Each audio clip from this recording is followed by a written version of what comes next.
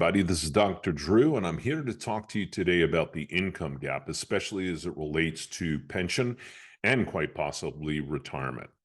There are individuals like yourself that are contributing to retirement plans, specifically pension plans, where perhaps you're in your paycheck, you're providing 5 or 7% per paycheck in order to head towards retirement.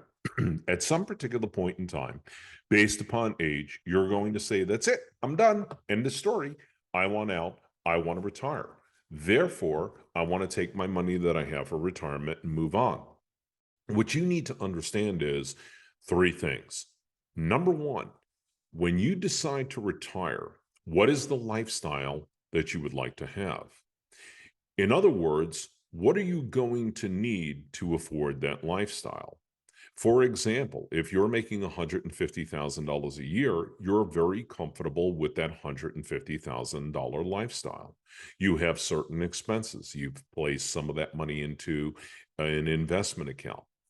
Or at some particular point in time, you like to go on vacation and play. The fact is that when you're putting away only 5 or 7% of your salary, even if it's reinvested in mutual funds or the stock market, as many pensions are, will you have enough for retirement? Which then leads to number 2. What are your expenses? You need to understand what your expenses are when you head into retirement. Is the house paid off? Will you still have a mortgage? Are the cars paid off? Do you have a car payment? Or are you leasing an automobile and it's causing you a significant amount of expense on a month-to-month basis? What are food? What is utilities?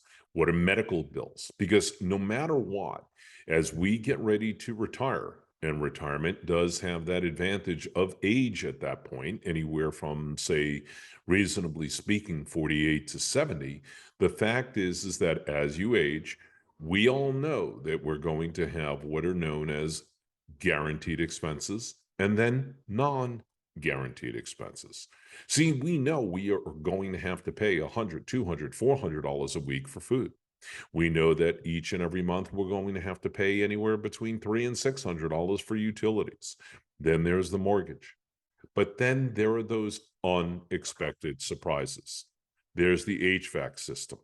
There happens to be the automobile where maybe the battery just died, like mine just did over the weekend. Or, heaven forbid, medical expenses. You need to account for that in retirement. And then last but not least, is then the income. You know what you're comfortable with on a month-to-month basis.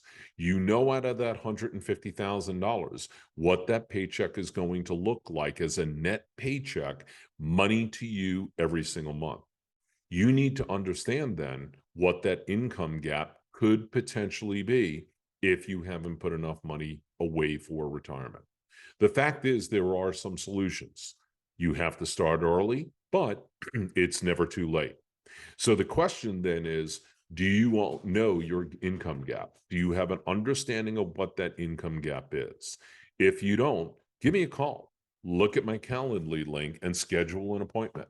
And I can help you understand what that income gap is so that you can put money away and have the lifestyle as well as the liquidity you're looking for now and forever. I'll talk to you at another time. I look forward to it. This is Drew Stevens signing off on this episode of Wisdom to Wealth.